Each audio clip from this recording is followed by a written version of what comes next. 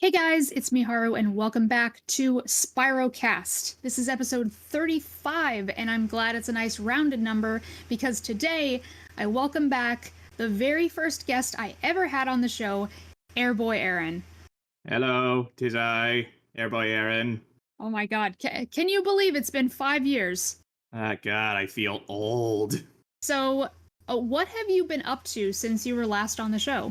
Alright, well, for those of you who've been around for a while, you might recall when I was on the first SpyroCast, it was a little while before the pandemic started.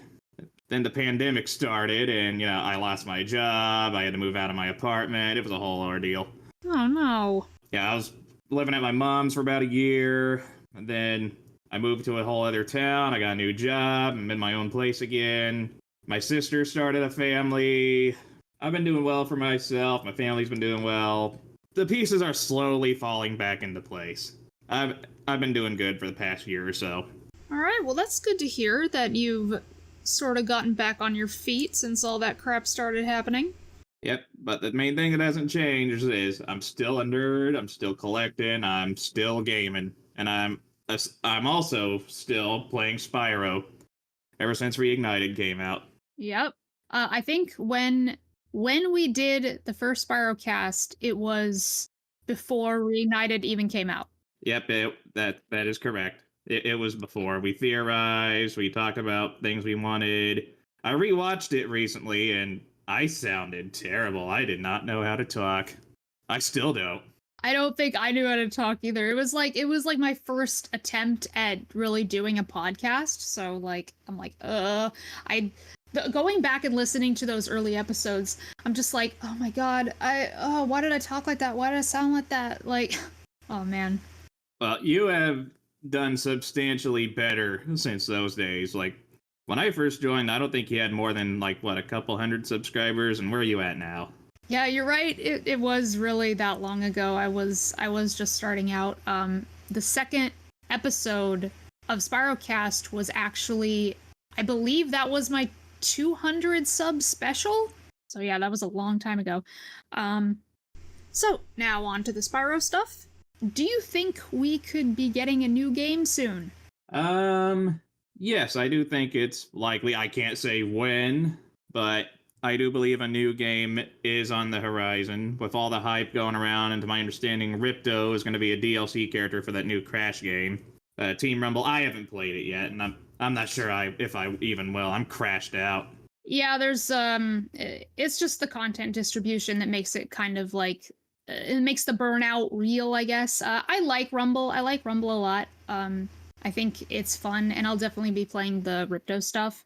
I have no doubt you will be. As I recall, he is your favorite Spyro villain. He is. He is indeed. And your second favorite Spyro character overall, I believe. Perhaps. I don't know, probably tied with Bianca. Yeah, I know he and Bianca were definitely in your top 3. Yeah. I remember a lot. Like, we haven't talked a whole lot since the first SpyroCast, but I know you. I know you. Well, that's because I keep talking about it in various videos. So I'm pretty sure everyone knows.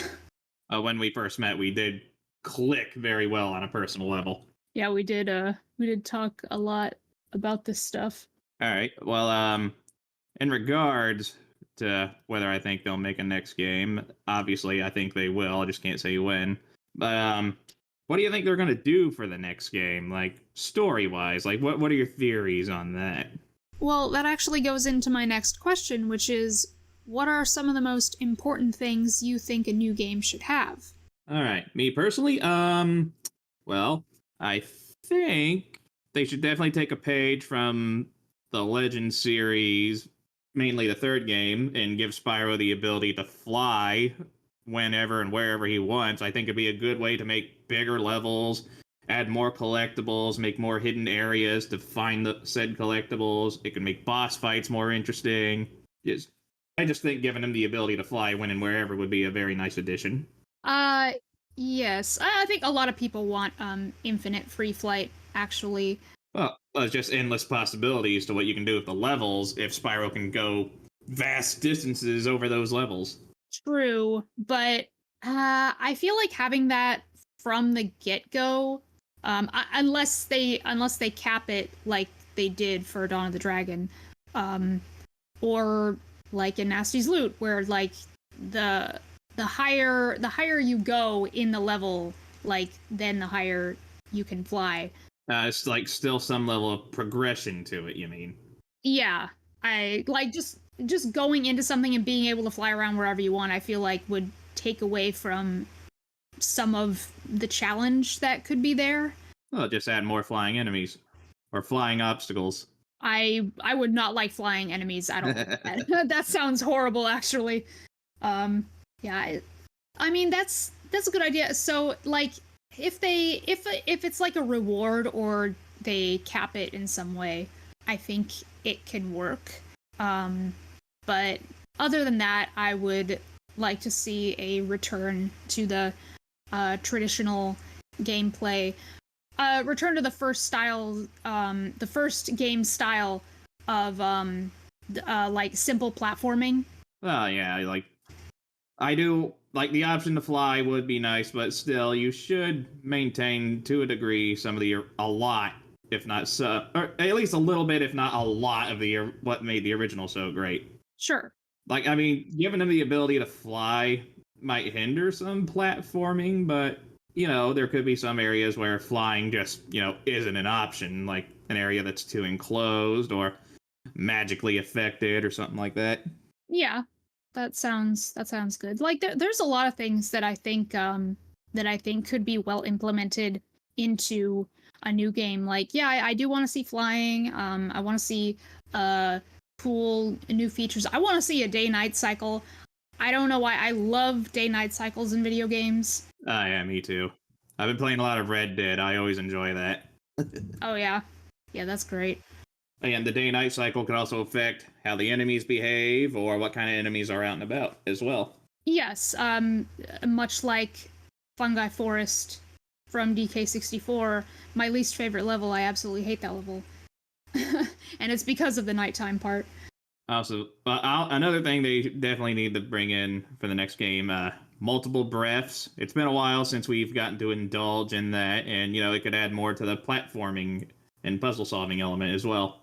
Yes, multiple breaths that actually work with puzzle solving.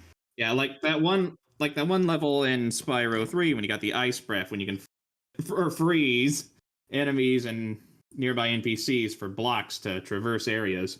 Yes. They could also use that to like freeze rivers to get across or move objects across a river or something like that. Or electricity, that's an obvious one. Well, we've seen this kind of stuff work in the past, especially if electricity just power machines or stun things. Yeah, I mean, we saw that in Enter the Dragonfly, which, like, despite how that game turned out, it did have a lot of cool ideas that I think can be done right. There should be a fourth element. I don't think it should be it sure shit should not be bubbles. I can tell you that much. Yeah.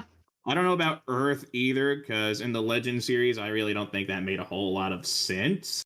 If you catch my drift, but it should be something. Like, what do you think would be a good fourth element? I'm not actually sure. Let's see, we got fire, ice, electricity. I really don't know, unless they want to bring back the plasma bomb, as it's called, the poison ability, which we don't really get to see much aside from Ripto's fight. I'm trying to think of another one. What's another one? Maybe light. Maybe you can find a way to bend light. That could be something. Interesting. I was thinking shadow, but that's something that Cinder could have if she was in the game. That is something that I do feel should be brought in for the next game. I feel like Cinder should make a return as a main character. I've talked about how if Cinder were to be in the game and like how her gameplay would work in comparison to Spyro's, and you could like switch between the two of them, maybe or do 2-player cooperative. Yeah, and like maybe that could also work with the day-night cycle Like, you can only do Spyro stuff during the day and then her stuff at night, or something like that. And the multiple breaths could work, switching between characters. Hell, neither one would need 4 full breaths. You give Spyro fire, ice, and electricity, and give Cinder the shadow, acid, and wind. And each one, for each character, can solve some kind of puzzle in the level. Yeah. Right, and naturally, they don't have each of them don't have all 3 of them at the start of the game. You have to unlock them, maybe through boss fights or paying money bags. I hope Moneybags comes back. Yeah. Like one thing I liked from Hero's Tale, I never finished it, but I did play a little bit. Was the way Moneybags worked with his little shop where you could buy upgrades and stuff. I feel like that could be a nice little addition to Spyro 4. Perhaps. I don't really like A Hero's Tale. I mean, it depends on what you're buying, really. Like maybe an extra hit point for Spark, like the stuff you would unlock playing the Sparks levels in Spyro 3. Like maybe those could be what you purchase from Moneybags. Possibly. Yeah, like extra hit points or the gem locator, things like that. What else? The other playable characters should definitely make a return. I will be very disappointed if I can't play Sergeant Bird. Oh yeah.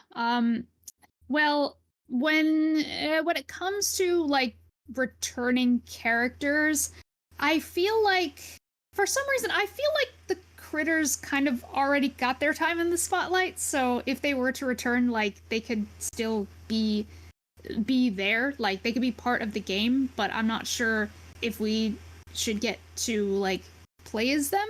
Like I feel like instead we should give that opportunity to like Bianca or Elora, especially since Elora will be playable in Crash Team Rumble.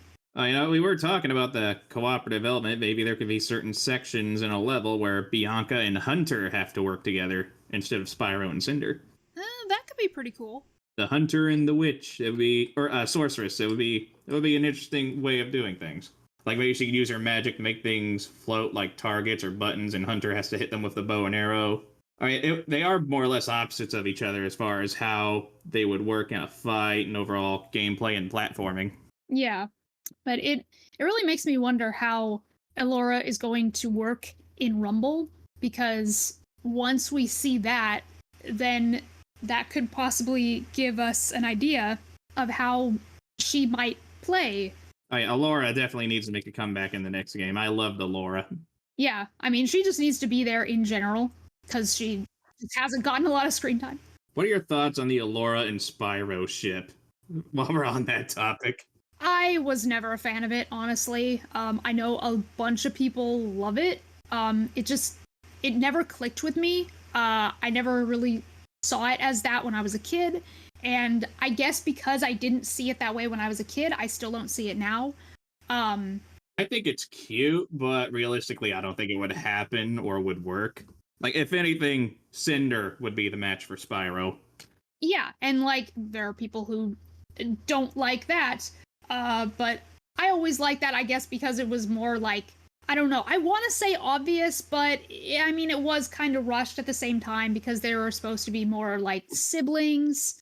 And they but people wanted to see them together, so like the writers were like, okay, why don't we just like put them together then? But, you know, I don't know, maybe that appealed to me more because, like, I don't know, it just seems so simple. I don't know. Well, that's another thing, the writing. Though I do feel story-wise it should be a little more involved. The main focus should be on the gameplay and not so much on the story, because the stories have always been, for the original trilogy anyway, simplistic and straightforward. And though I do feel a little more needs to be added for that, for Spyro 4, it shouldn't be, like, too much, you know?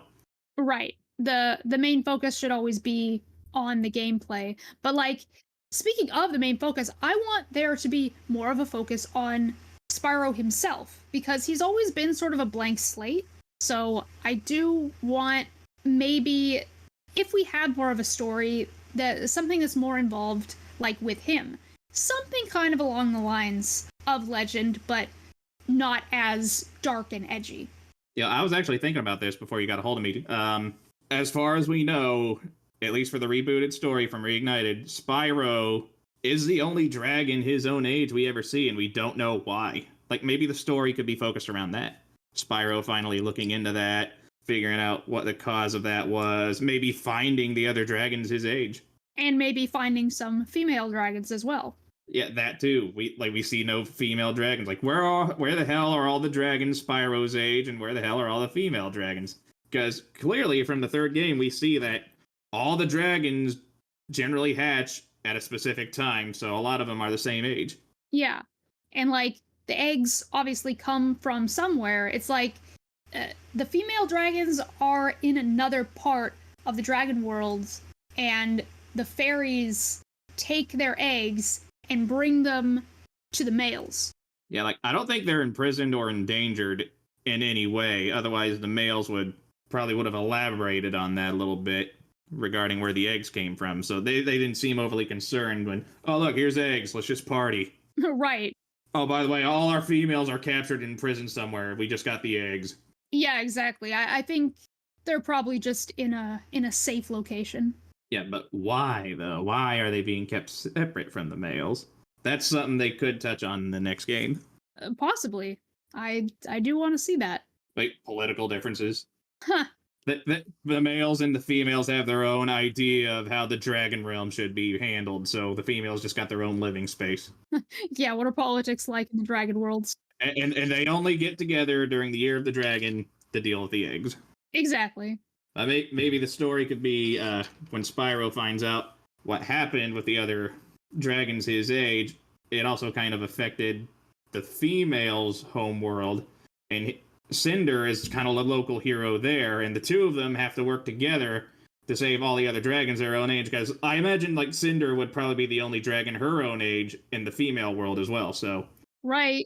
Maybe after the babies from the third game hatched and have grown a little bit, they begin like the whole separation thing, dividing the males and females and distributing them to the appropriate world, and then something bad happens, which is what happened with Spyro and the other dragons his age during his year of the dragon, or when he and Cinder were born, and finally he and Cinder both decide to look into it, and that could be like the whole story focus for that game.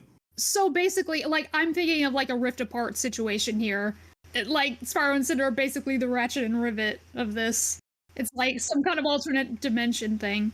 Well, yes and no, but yeah, kind of. But who would be the villain? Like, who would be responsible for this? I kind of want to see an evil dragon, kind of like Red or Malifaux, but not them.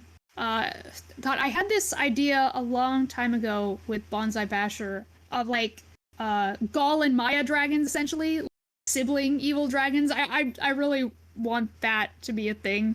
It probably won't be, but that's just a really cool idea. Here's an idea. You know how Canadian guy A, by the way, if you're watching this, bud, love your work. You know how he recently posted a video about Nasty Nork and his whole ordeal? Uh-huh. Well, I have a little theory that maybe he had something to do with all of the dragon eggs that were alongside Spyro's disappearing, and that's why, you know, he is being contained in a remote world. Okay, interesting. Yeah, like maybe he had something to do with all those dragon eggs disappearing, and he tried again. The story could be he tries again, and this time he's got Ripto helping him out, because I think they're planning to bring in Ripto. Otherwise, why would they be having him as a playable character for Crash Team Rumble? As I recall, one of the original plans for Spyro 4 back in the old days was Nasty Nork and Ripto working together, right? Maybe we could touch on that again. Yeah, that was one of the original ideas for Enter the Dragonfly, which is an interesting idea, but if it weren't for me just really not wanting Ripto to be a villain again, like, you know, I would say yes, that's a great idea, but I really don't want Ripto to be the villain again.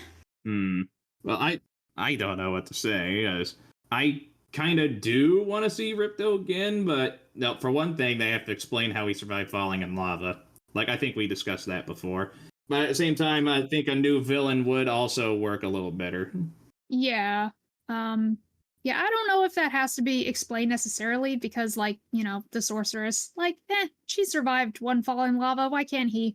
So, like, I don't really think that needs to be explained, but I don't want Ripto to become the nefarious of Spyro. I don't want that to happen. I can understand that. You know what? Maybe this new villain, who could potentially have been the cause for Spyro being the only dragon his age, had Nasty working for him, and this new villain was stopped, but not before he caused all those other eggs to disappear and imprisoned. And Nasty was just given a slap on the wrist and banished, and that's why the adult dragons don't view him as a threat anymore. Because if you were just the guy who helped kidnap a bunch of kids, you're probably not going to get as worse of a punishment as the guy who actually carried out that crime. Right, exactly. But the new game, new story, this old villain somehow returns. He tries to pull this stunt again with the more recently hatched dragon babies when the adults separate the male and the females, and Cinder and Spyro have to work together in order to stop him. That could be the main plot for the story of the game. Yeah, and that's I think that's similar to the idea that Bonsai Basher and I had. God, I have to go back and look at that. We were supposed to do a whole discussion on that, but we never did. Yeah, it's very similar. All right. Is there any alternative way you'd want the story to go for the game? Not really. Like when it comes to how the story should be, like I don't really have any ideas. I just kind of want there to be more of a story, but not so much that it takes away from the gameplay. I don't have any concrete ideas for the plot though. Here's a crazy idea. What if in order to stop this new villain, Cinder and Spyro will have to enlist help from Ripto and Nasty? See, that's a more interesting idea to me. I don't want Ripto to be the villain again. However, if they brought him back and he had to work with Spyro, sort of like a Cortex situation in Crash 4, although Cortex was still a boss, so I mean I don't know, that's a whole thing. But if we had something sort of like that, I guess I'd be okay with it. Or going back to another Ratchet and Clank analogy, like in All for One, where everyone had to work together, and the Ratchet, Clank, Quark, and Nefarious all had to work together, and Nefarious is like, whatever, I'm still a villain. But something like that. I guess if they brought him back to work with the heroes, it would be okay. Yeah, maybe this new villain is protected by some kind of magic that Spyro and Cinder can't figure out how to break through themselves, so they enlist Ripto to... Oh, wait, I just thought of something crazy. What if this new villain is from Ripto's original homeworld? And since this new villain who kidnapped all the other eggs Spyro was a part of brought in all those dragons started causing problems because this guy's trying to build a dragon army. Maybe Ripto didn't want to be a part of that for some reason, and that resulted in Ripto just leaving that realm and ending up in Avalar. And that's how Ripto is familiar with dragons.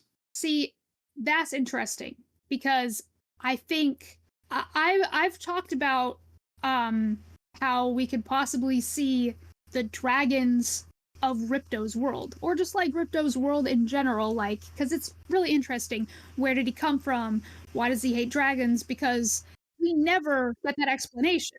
Yeah, and he's clearly not from Spyro's dragon realm. Yeah, and we get no explanation as to why he hates dragons. There's this little blurb in one of the manuals about, and people are like, here's the explanation right here. It's it's really not though. It's it says he was bullied, but it doesn't say he was bullied by dragons. It just says he was bullied. So it doesn't really give us anything. Yeah, and honestly, things that are in manuals or comics for movies and games, I really don't think should be considered canon to said movies or games, because they always retcon a lot of that stuff anyway. Yeah. So anything in those old gaming manuals, I imagine, don't apply to the new story at all. Yeah, probably. What about other returning characters, aside from potentially Ripto, Alora, Bianca, Hunter? Who else do you think should make a comeback?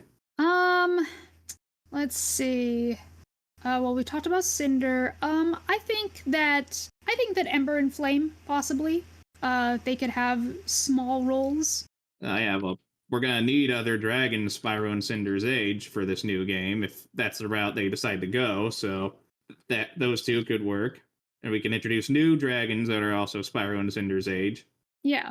How about this? How about like little Earth dragons that don't have wings and have rocky like spikes?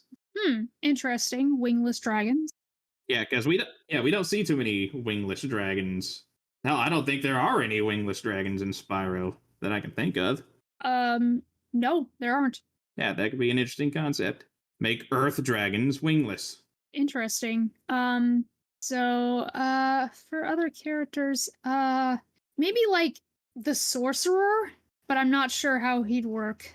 Plus, I've never played Shadow Legacy. I don't even know anything about that particular game. Just that it did not do very, very well. No, it didn't. Maybe new versions of Ignitus and the other Guardians. Yeah, the Guardians, I think, could work well in the classic style. And maybe some of the dragons from the first game could also make a return as like main characters. Like, what was the name of the first? I can never remember them by name. I apologize. I'm a terrible Spyro fan. The very first dragon you free in the first game. What was his name again? Nestor. Nestor, sorry. Yeah, maybe he could be like a main character. A lot of people view him as kind of the leader of the artisan homeworld, if not all dragons as a whole anyway. I think the first dragon that you free in each world is the leader. Potentially, yeah. But you think we need the professor? Do you think he needs to return? I mean, I like him as a character, but I don't really feel like he would add anything to the story. Especially if Moneybags will be the main option for like upgrades and stuff. Like, maybe he wouldn't add anything to the story necessarily, but I think he could still be there because, well, like, how did I say this? Like, it was like Laura was like working as his assistant, sort of. So, well, I guess they would need someone smart enough to know what exactly they're dealing with all these new realms, the female dragons, and this new villain. yeah, and maybe Bianca can work with him as well, because if he like knows about technology and she knows about magic, maybe they can combine that. Yeah, but the thing is, we don't want to overdo it with new or old characters either, especially if we're going to introduce a bunch of new ones. Because I imagine we would, with a Spyro 4, see a bunch of new characters. Possibly. Like, I think it's important to have new characters and returning characters as well. Like, I think we should like probably have a balance. Like, not too many of either yet. Either, yeah. I would love to see Peter Cullen voice like an old dragon. For those of you who don't know, Peter Cullen is the voice actor who plays Optimus Prime. Yes. My favorite voice actor of all time. I would take a bullet for that man. Should we change the topic a little bit from what we want for Spyro 4, or is there still more on that you want to touch on? Was there anything that you wanted to talk about specifically? Let's see, for Spyro 4, I don't know, maybe like a alternate multiplayer mode that focuses mainly like on mini games and stuff that people can play online. That could work. Oh, yeah, like something kind of like what was that one Crash game that was kind of like Mario Party that didn't do well? Of course, it's when I'm behind a recording setup that I forget the names of everything. I think that was Bash. But Crash Bash, that was it. Crash Bash. Well, like, what was it? Crash Bash, or are you thinking of Boom Bang? I don't know. I think it was Crash Bash, but yeah, like a multiplayer mode that focuses mainly on mini games, and I imagine these mini games would like be part of like the end story levels as well. Yeah, like a 4-player kind of mode. I'm thinking something like Star Fox Assault.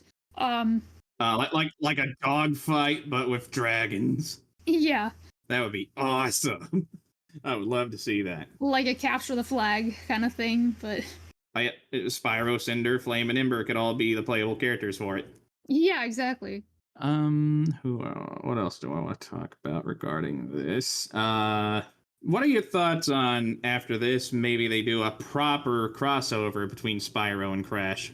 I mean, at this point, I don't really think we need it. I don't really think it's warranted with how many like Crash games Spyro is a part of.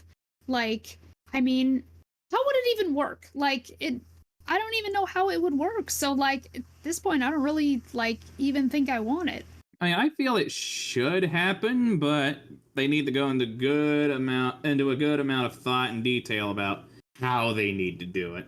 Because Yeah. they always appeared in each other's like spin-off games and stuff, but they never done like a proper story or narrative for like a crossover or anything, except for the Game Boy Advance titles that nobody ever talks about.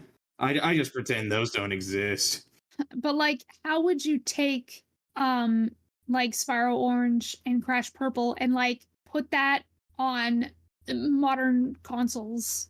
Like, you know, with a story. How would you make that on a grander scale? Like how would you even I just can't even fathom. Hmm. Well, maybe Cortex is toying around with dimensional portals, or maybe Ripto or Nasty Nork, or maybe a new villain. I don't know, whoever they decide to use, are playing with their own portal technology at the same time, resulting in Spyro and Crash ending up in each other's worlds, and they have to go through each other's obstacles and face each other's enemies. Yeah, like kind of like the Jimmy Timmy Power Hour. Yeah, I guess. Like I'm sort of thinking like at this point why don't you just like give us PS4 or 5 like ports of all the all the handheld Spyro titles. Oh, that would make my day. I know they've started doing that for Nintendo. Yeah, just like they did for like, you know, the those Disney games like Aladdin, Lion King and the Jungle Book. I was thinking about getting a Switch because I know a bunch of my favorite Game Boy Advance games are going to be available on that thing. Yeah, like a collection like that would be pretty cool, I guess. Okay, now in the last SpyroCast you had me in, we talked about our origins with the franchise, how we first got introduced to it, and what we thought of it. Have your family members ever played Spyro, and what do they think of the games? No, they haven't. They haven't. They just watch me play. Not a single one of your family members participated you in Spyro-related activities. No, I was for a long time growing up. I was like the only person who knew about Spyro. That's understandable. Well, I got two interesting stories regarding my family and Spyro. The first one was maybe a year or two after the first Spyro cast. When Reignited came out, I would take my PlayStation over to my dad's whenever I saw him and play it a lot. My youngest brother, who was maybe 2 or 3 at the time, would sit on the couch, watch me play, and I'd give him my second controller, and he would like pretend he would play it while I was playing it as well. It was adorable. Then after I got my PlayStation 5, I gave him my 4, and now he's playing it. Oh, nice. Yeah, he's playing a lot of other games, but he does play Spyro every once in a while. Oh, that's cool. Yep, my second family Spyro situation happened about a week ago. I was at my dad's again. My sister brought my niece Hazel over. She's only 4 months old. I had her sitting on my lap. I was talking to her, playing with her, and she was all over my Spyro the Dragon t-shirt. Like she was grabbing it, putting it in her mouth, going like totally wide eyes open, looking at the colors and everything. I look at my sister and I'm like, I'm going to turn this kid into a gamer, and there ain't nothing you can do about it. There's nothing you could do about it. That's funny. I was thinking about giving her my Spyro plush. It's just been sitting in a corner collecting dust. I think she would appreciate that. Yeah, you should do that. So yeah, not everyone in my family are big gamers, but yeah, I got a couple who are. I'm definitely going to make my niece a gamer. Yeah, well. What other games have you played recently aside from Spyro? There's been quite a few good releases over the past couple of years. Yeah, there has been. God, I don't know. I've been playing like a variety of different games. I really like the Horizon games, Zero Dawn and Forbidden West, especially Forbidden West. I love that game so much. The DLC was really good, and I can't wait for more. Oh yeah, they're planning to do more of those games, aren't they? I know they recently came out with the sequel. Well, yeah, that's Forbidden West. I haven't played them myself yet. I'm planning to though. They look like fun games. Yeah, they're really, really fun. In depth, lots of lore, just the way I like it. Yeah, exactly. Let's see what else. That new Ratchet and Clank game, I know you've been playing the hell out of that one. Oh yeah, Rift Apart. Rift Apart's really fun. Oh yeah, me too. That was the sole reason I got my PS5. Yeah, I played that one for hours. Yeah, it's really fun. I highly recommend it to anyone looking to get into the Ratchet and Clank series. For that to be the first game, especially um, now since it's on Steam. So it's more accessible to PC gamers. I can't wait to see what kind of messed up mods people make for that game. Oh yeah, people have already been making mods. I want to see a Nefarious Classic Colors mod. Well, something I would like for the next Ratchet and Clank game, maybe the option to change weapon skins to the classic weapons. Like whatever the next rapid fire weapon, the primary rapid fire weapon for Ratchet will be, I would love to make it look like the N60 Hurricane from Up Your Arsenal. That'd be cool. Mm-hmm. I love the weapons in UIA. Recently, I've been playing God of War Ragnarok as well. I know you haven't touched a whole lot on the God of War stuff, but if you ever plan to go back to it, I'd just go ahead and skip right on to the newer gen console versions. Like God of War PS4 and God of War Ragnarok, those are like solid, beautiful games. Yeah, yeah. I heard they're good. I liked what I played of God of War 3. I think that one was kind of fun. I love God of War 3, but God of War 3 compared to these new ones, like it doesn't even compare. Like the story, the music, and like for a long time, God of War fans who've been following the franchise for a while, like you really feel the whole situation Kratos is going through. Yeah. I'm looking forward to some new games coming out this year. Recently, I've been getting into Warhammer 40k. This new game coming out for it called Space Marine 2. It looks awesome. I don't even think I know what that is. Oh, well, it's basically a third-person shooter. In Warhammer 40k, there's a lot of lore and stuff behind Warhammer 40k. It's one of those tabletop franchises like D&D that just has so much lore and story and everything else to it. It's like hard to learn all of it. I've been into it for over a year and I still don't know every little detail about it. Well, anyway, in Warhammer 40k, there's these super soldier warriors that travel around the galaxy fighting aliens and stuff. And this game focuses on a specific space marine who's helping fight off an invasion of flesh-eating aliens. It's a third-person shooter with a World War Z style gameplay mechanic to it. Only instead of shitting yourself as a survivor who's desperately running low on bullets, you're a walking tank. Huh. Interesting.